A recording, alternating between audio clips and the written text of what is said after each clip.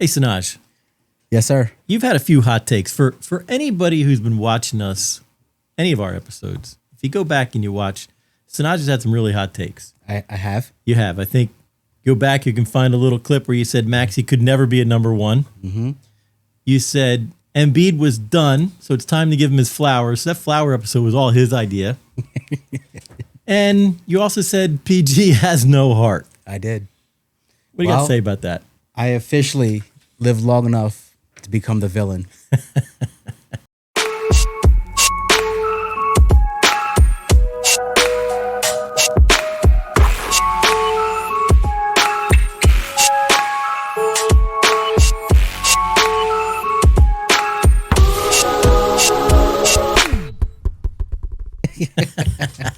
Welcome to Ring the Damn Bell, folks. let me hear it. Welcome to Ring the Damn Bell.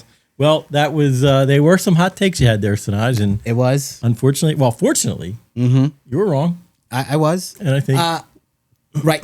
To this point, I was wrong. Yes.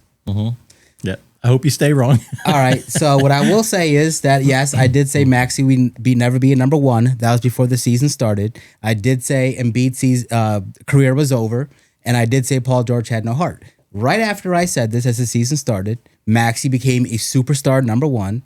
Right after I said Embiid, his career is over, his injuries have taken him over, give him his flowers. He drops 39 points the very next game. Thank you, Embiid, for showing me up. I said Paul George had no heart. He had 2 games in a row where he showed out. He did. So I have lived long enough to become the villain. But here's what I'm realizing, John, and you tell me. I'm here. All right?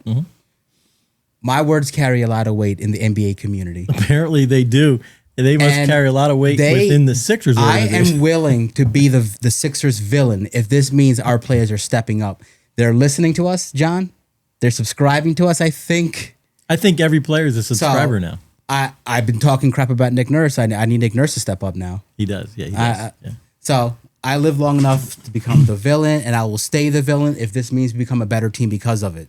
Hey, look, you're taking one for the team. I did. You know? What did we do last week? We had our fake OKC episode, and they lost their first game. Yeah, he did. We are, you know what? Every team that does well, we're going to start following them and having a podcast for them. Mm-hmm. You know, eventually Sixers might win a championship because we can do a podcast on all 31 other teams. Maybe this should be the Bad Take podcast. Bad take. No, we love our Sixers. It's all for love. We do.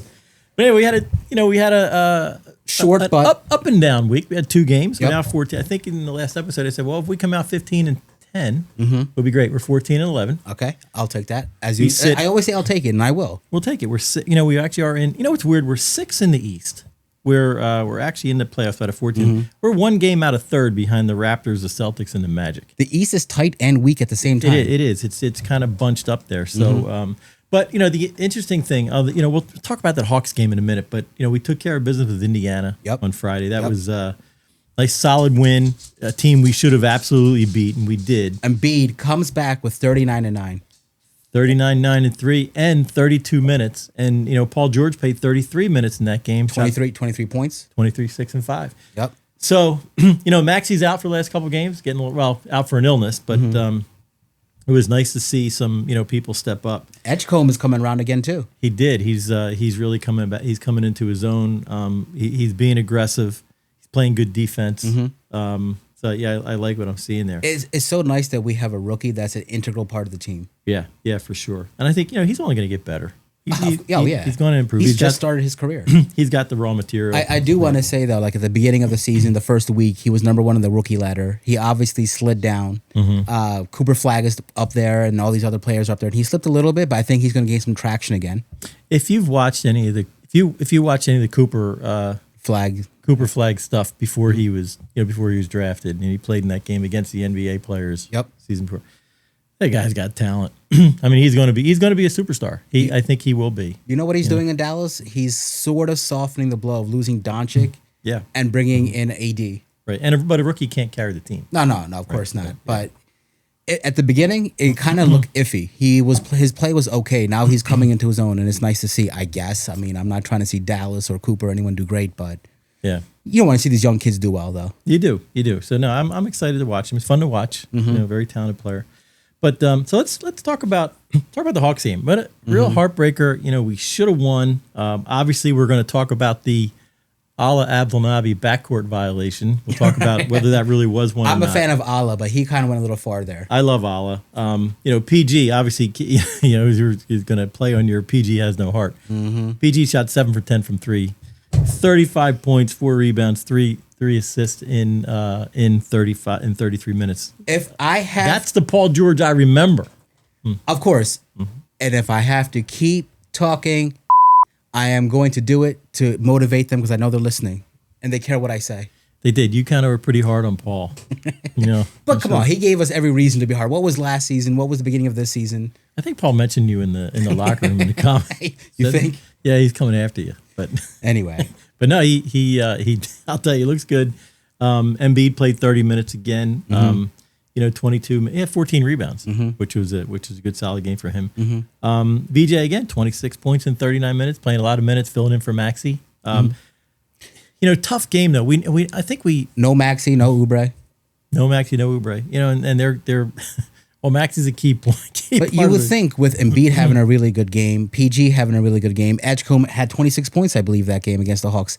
We should have had that game. We should have. I mean, I'll tell you what I like to see. Obviously, you like seeing the improvement in PG and Joel. Look, hopefully they stay healthy. Time for me to be honest again. Yeah. Are they going to be on the court quite often, or is this going to be in and out? Are they going to be sticking to this routine of playing more than not? I don't know. Well, fortunately, we have some time off between games this week, primarily because of the tournament. But it is nice we have a few days off there. Right now, I looked at the injury report for Friday against the Knicks. Nobody is listed as out, right? Which means there's a lot of game time decisions. Which look, hopefully for the first time we can see a full power roster, and see what this team is really capable of. Yeah, like we said, they have to build chemistry going into the postseason. Yeah. So let's talk about that. So all right, let's talk about the backcourt violation. Let's hear it because I will say when I was watching the game, Allah was livid. He was livid, and then he was wrong. He was wrong. I think he was wrong. I mean, break it down, John. It's a gray area, but the rule states that if you on a side out after a timeout, when you take it in from the side there, if you catch the ball, don't fully establish possession in the front court, and your momentum takes you into the backcourt, it's technically not a backcourt violation. So it's a gray. It wasn't as cut and dry. And I'm yelling at the screen too because I'm thinking. Look, I remember coaching and seeing back. You're yelling and screaming. And, look at this backcourt violation. Right. And Nick, you see Nick Nurse. You said when you were coaching. Yeah. Were you a hothead? I was. All right. Well, I asked the producer. She was. I can see it. She played for me. I can see it. I was a hothead. No. Yeah. Well, you were a teddy bear. He was. I got. There you go. Come on, you fooled me. No. I yelled at a few refs in my day. Yeah, I did. They probably deserved it, but you didn't grip them up like LeBron gripped up that ref. Did you see that? I never got a technical. Did you see that? School girls. They were high school girls. High school girls. I'm coaching high school girls. Remember that? Do you see the movie? I don't know. I watched Cooley High. I don't remember that in Cooley High. But anyway, hey, we had every chance to win that game, even with that. Obviously we had a lot of really good looks at the end. Q had a 3 at the buzzer, which went in and out. It looked good. My God, I thought that was in. The ball movement throughout that game looked great. You mentioned Q's name. I want to ask you about Q Dot again. What's your take on him? Because I'm going back and forth with this guy. You mentioned the clip.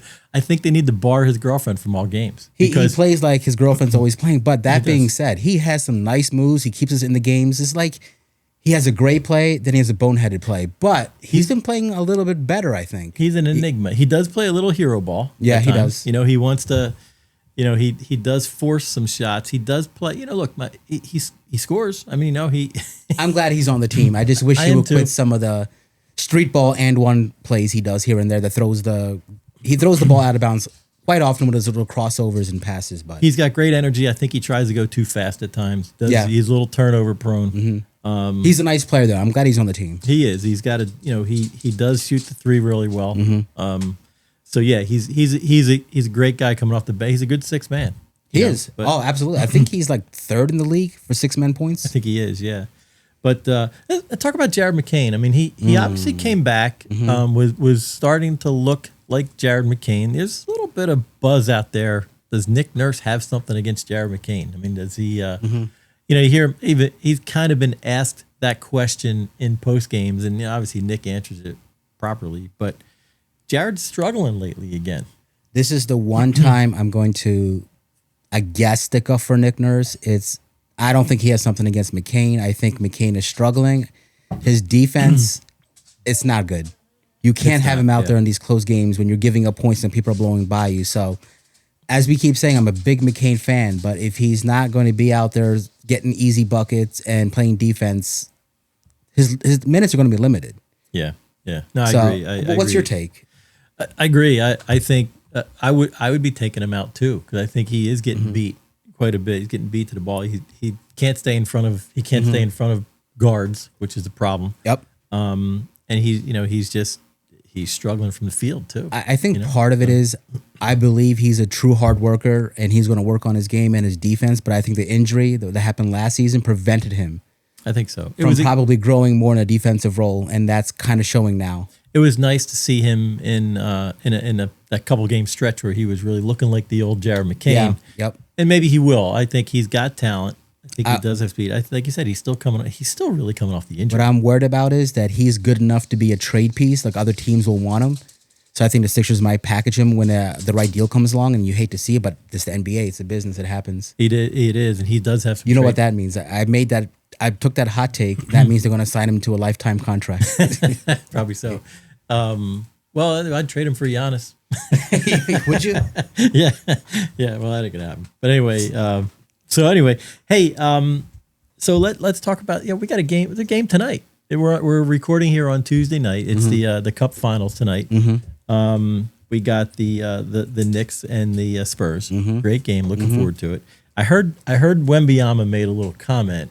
He said he believes he's the best player in the NBA. Now, probably a lot of players believe they're the best player in the NBA. They have to have that mentality. They have to. But I'll tell you, I watched that game against OKC. I did too. And I'll tell you, he played limited minutes. 22 minutes. No, 21 minutes. 21 minutes. But man, I'll tell you what, was he effective? What was his plus minus in that game? I think you looked that up. It was... I don't know what his plus minus was, but he had 22 points, 9 rebounds, 2 blocks in 21 minutes, and he handed OKC the second loss of the season. Yeah. How much did they win in a row at that point?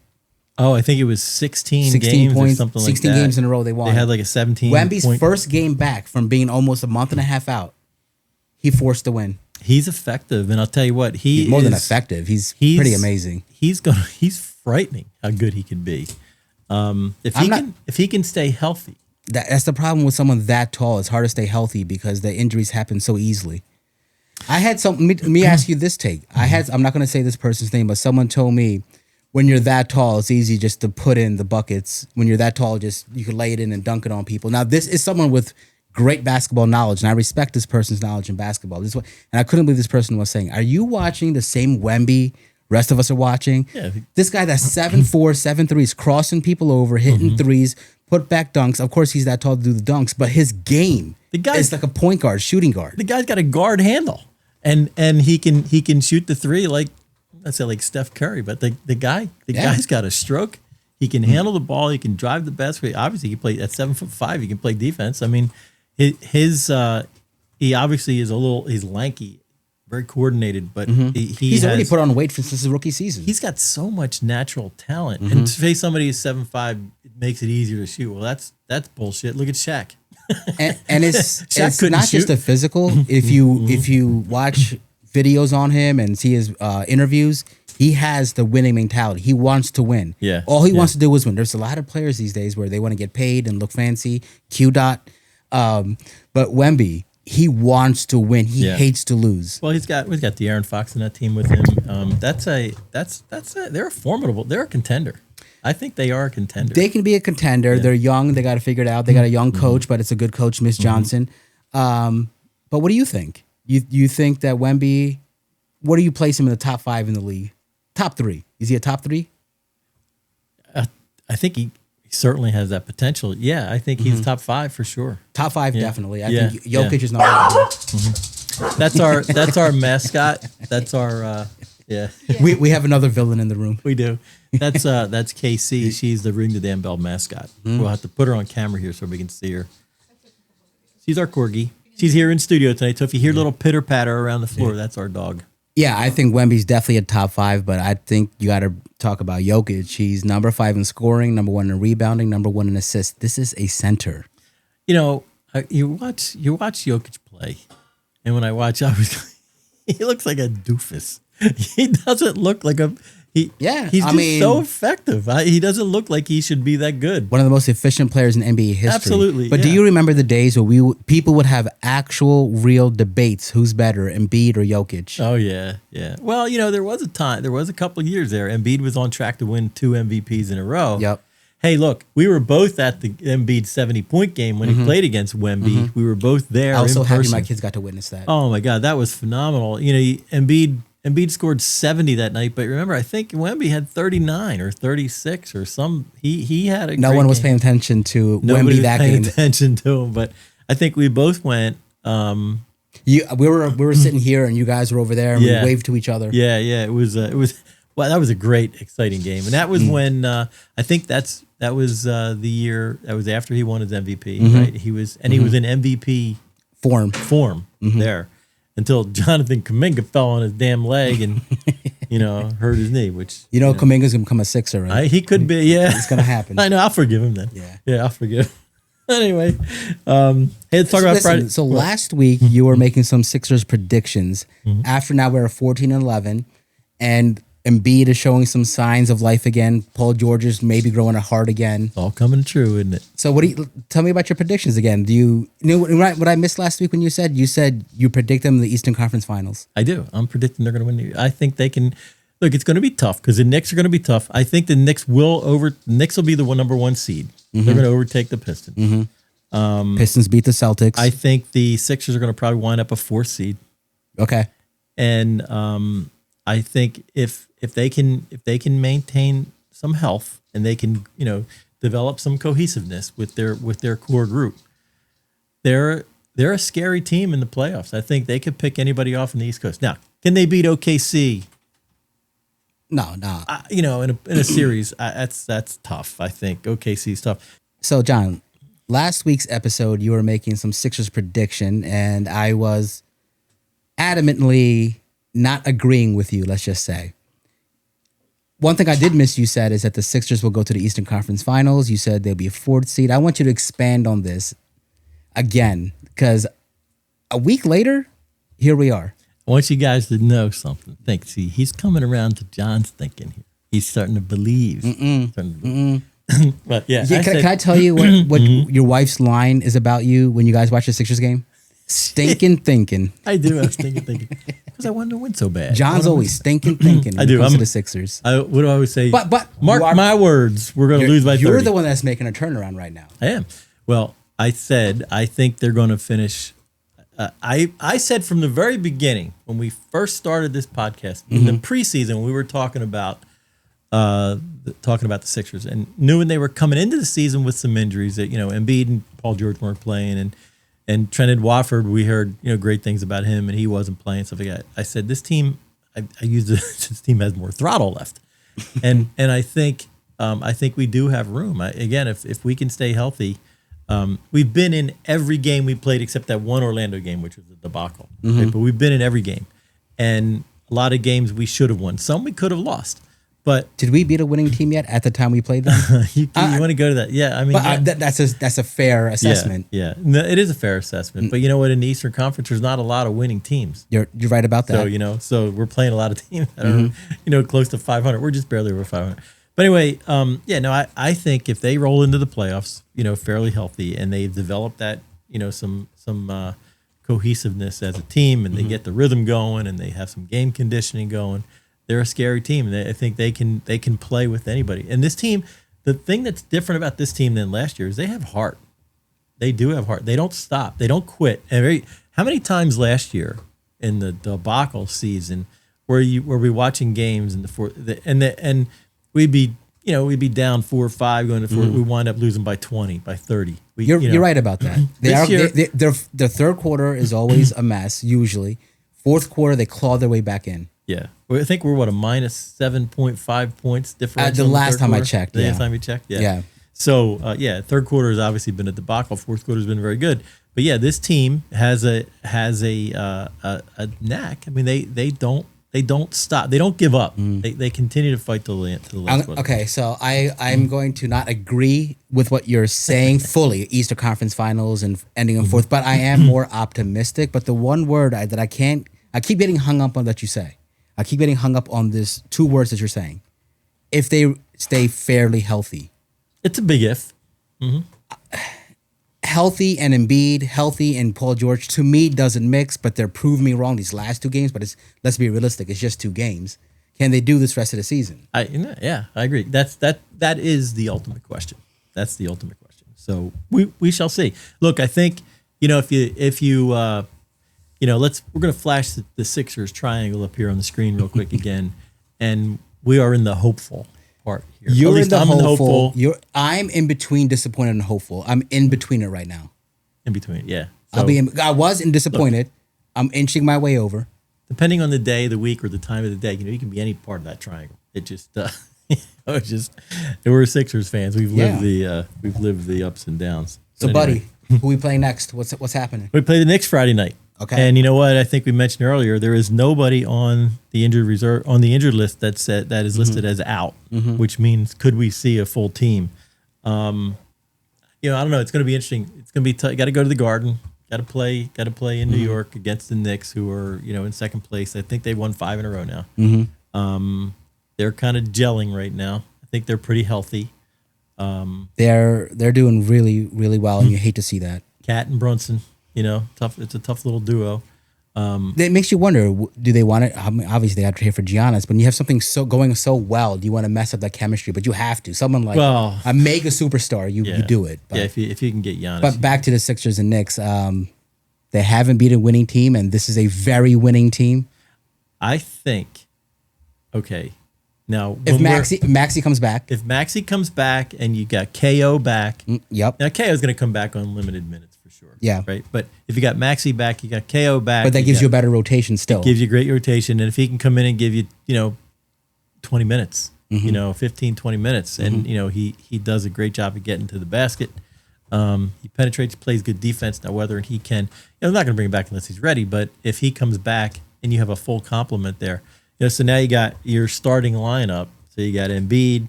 You got Edgecombe, Paul George, Maxey, Paul George, and Kelly Oubre. That's a good starting lineup. It's a good starting lineup, but and you got bench depth too. There's going to be minutes restrictions for maybe a couple of those players. They don't have chemistry.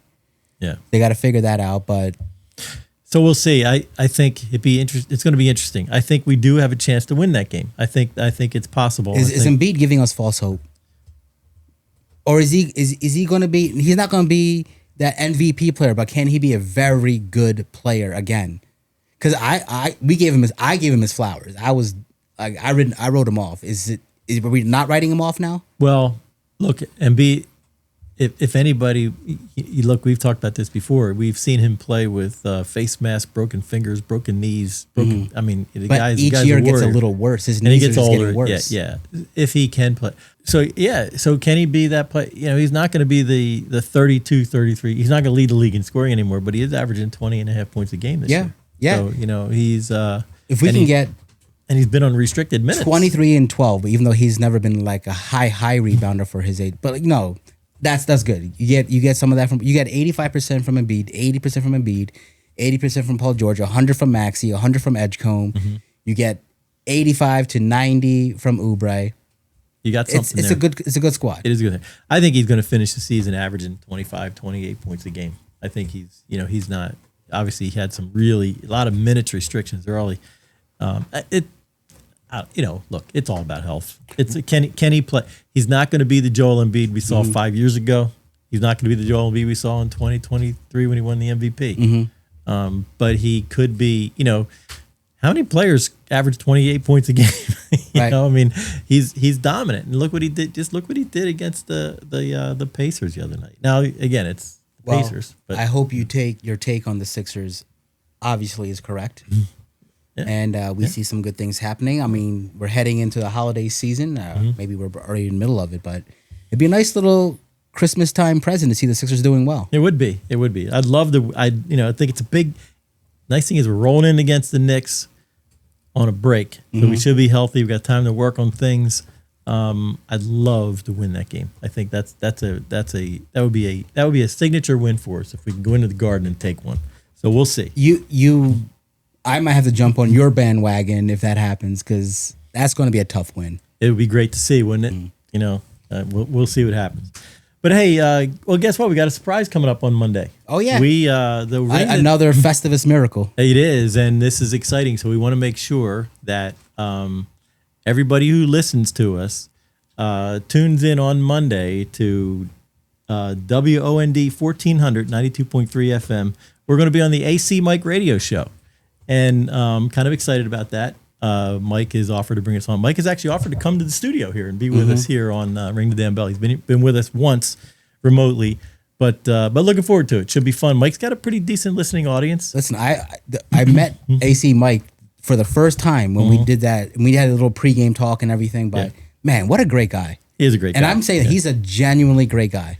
He is. Like I said, I've known him my whole life. I mean, just we've lost touch, after high school, but super guy. He is a genuine human being for sure. What I can say about him, the little I do know about him is that he's in the right space. He is. And he's where he needs to be. He fits that perfectly.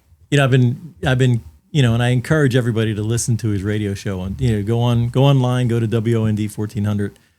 His shows are from 12 to 1 Monday through Friday. Mike is a great interviewer. He really is. Puts everybody at ease. He gets a lot of great interviews too on that show. I just saw he had Vince Papale. He had Vince Papale on. He's very good friends with Joe Piscopo. Knows a lot. He just knows a lot of celebrities, and he has become a celebrity himself. And it's exciting. We're our little company's working with Mike now, doing some marketing and stuff like that. So it's exciting that we're working with Mike in addition to kind of appearing on his show, and he's appearing on us. It's a nice little relationship. Yuletide cheers. Yuletide cheers, yeah. So anyway, I think that'll do it for us. I do want to. Anything? Why don't you sign us off, and I will sign us off. I have one last thing to say. Well, thanks for joining us this week, everybody on Ring the Damn Bell. Please check us out on YouTube, on all the podcast networks and channels. Please give us a like and a subscribe. We are still a new podcast. We need subscribers to be successful. We realize this takes time. We're working hard at it. We're enjoying what we're doing. And Sanoj, you're the Joker. I am letting myself become the villain for subscriptions. Look at what the Sixers have done, right? I had a lot of bad takes. Maxey's number one, Embiid's coming back, Paul George is coming back. This podcast is changing things in the Sixers culture. I lived long enough to become the villain. The least you could do is subscribe. See, Thank what you. else? What else could you ask for? I mean, a podcast that's so powerful in its second month of existence. We are changing Sixers history. It's so easy just to click. It is. Just click. That's all you do. Yeah, just subscribe. Just hit that subscribe button. Yeah. All right, John. That was another good one. All right, buddy. See you next week. Thanks, everybody.